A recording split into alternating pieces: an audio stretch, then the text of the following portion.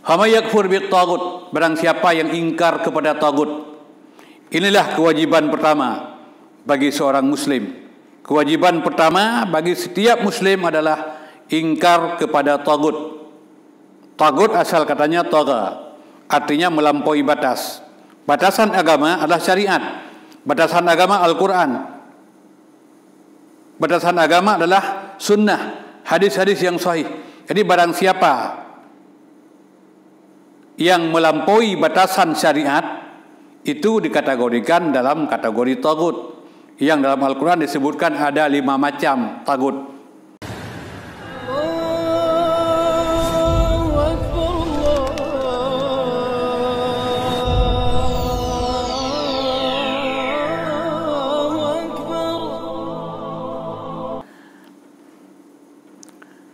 Terima kasih saudara-saudara sekalian. Ini ada sebuah pertanyaan, tapi saya lihat pertanyaan ini agak sedikit panjang, tetapi saya kira sangat penting. Ustadz, saya sudah sering mengikuti pengajian, tetapi saya belum bisa menyimpulkan apa kewajiban yang pertama sebagai seorang muslim yang harus saya lakukan. Jadi intinya pertanyaan ini adalah kewajiban yang pertama bagi seorang muslim. Baiklah, terima kasih. Jadi mudah-mudahan jawaban ini ada manfaat buat kita semua. Kita perhatikan firman Allah Subhanahu wa taala di dalam surah Al-Baqarah ayat 256. Allah berfirman, la ikraha fid din qad tabayyana ar-rusydu minal ghayy faman yakfur bit-taghut wa yu'min billah faqad istamsaka bil urwatil wuthqa la infisama laha wallahu sami'un alim. Allah Subhanahu wa taala berfirman, la ikraha fid din, tidak ada paksaan untuk memeluk Islam. Qad tabayyana ar-rusyd minal ghayy, karena sudah jelas yang mana petunjuk, yang mana kesesatan. Faman yakfur bit-taghut, dan barang siapa yang ingkar kepada tagut, wa yu'min billah, dan beriman kepada Allah Subhanahu wa taala, faqad istamsaka bil urwatil wuthqa, maka itulah orang yang berpegang teguh pada tali yang kokoh, pada tali yang tidak akan pernah putus sampai kapanpun. Wallahu sami'un alim, Allah maha mendengar lagi maha mengetahui. Saudara-saudara sekalian, dalam ayat ini kita bisa mengambil beberapa kesimpulan. Yang pertama, Allah berfirman, tidak ada paksaan untuk memeluk Islam. Kenapa Allah Subhanahu wa taala mengatakan tidak boleh dipaksa orang untuk memeluk Islam? Tidak boleh dipaksa karena Allah Subhanahu wa taala tidak membutuhkan apakah orang mau Islam atau orang mau kafir. Allah itu tetap Allah. Maka saudara-saudara dimanapun saudara berada, tidak perlu bangga kalau dalam beberapa hari terakhir ini ada seorang aktor ternama di Indonesia pindah agama kepada agama selain daripada Islam. Jangan satu aktor, kalaupun ada 1000 aktor yang pindah agama, Allah tetap Allah, dan Allah tidak ada kekurangan derajatnya sedikit pun. Maka Anda, saudara-saudara, tidak perlu bangga dengan itu. Kemudian selanjutnya, kenapa Allah melarang orang dipaksa? Karena Islam itu adalah pemahaman, Islam itu pengertian.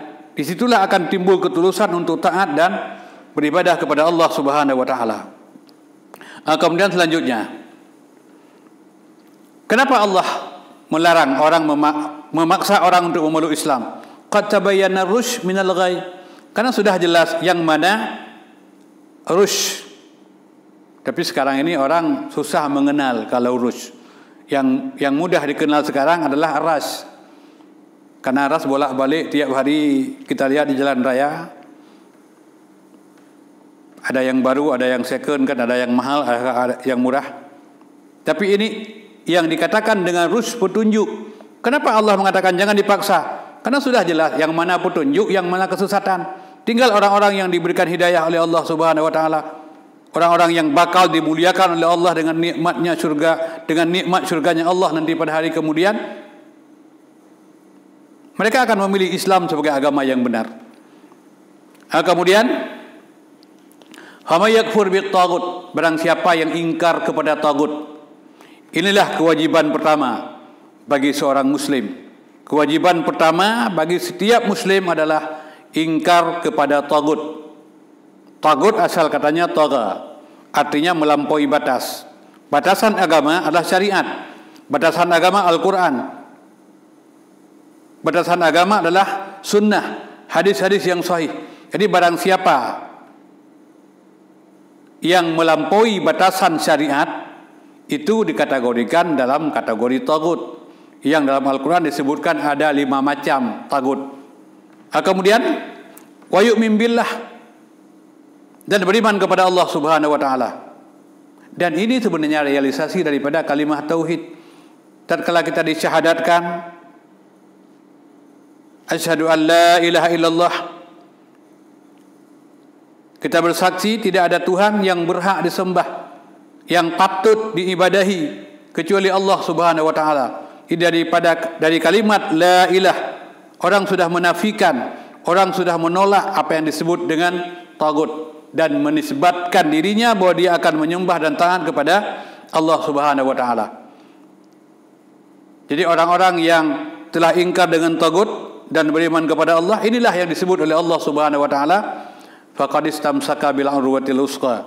Itulah orang yang berpegang teguh pada tali yang kokoh. Tali yang kokoh adalah kalimah la ilaha illallah, kalimah tauhid yang hari ini manakala orang berpegang teguh dengannya, kalimat tauhid ini akan mengantarnya sampai ke surga yang penuh dengan kenikmatan. Jadi tali yang disebut lam fisama laha, tidak akan goyang, tidak akan putus, dan akan menyelamatkan siapa yang berpegang teguh padanya. Wallahu sami'un alim. Allah Maha mengetahui. Allah Maha mendengar, lagi Maha mengetahui. Jadi mudah-mudahan supaya menimbulkan sebuah keyakinan yang konkret kepada saudara-saudara yang hadir pada malam hari ini, bahwa kewajiban pertama sebagai seorang muslim adalah ingkar dengan tagut dan beriman kepada Allah Subhanahu wa taala. Itulah makna daripada kalimah tauhid la ilaha illallah. Tidak ada Tuhan yang berhak kita sembah kecuali Allah Subhanahu wa taala. Maka di atas landasan akidah yang benar baru salat kita tegakkan, puasa kita amalkan, zakat kita keluarkan, haji juga kita laksanakan manakala punya kemampuan. Saya kira demikian yang dapat saya berikan jawaban. Mudah-mudahan ada manfaatnya. Lebih kurang mohon maaf.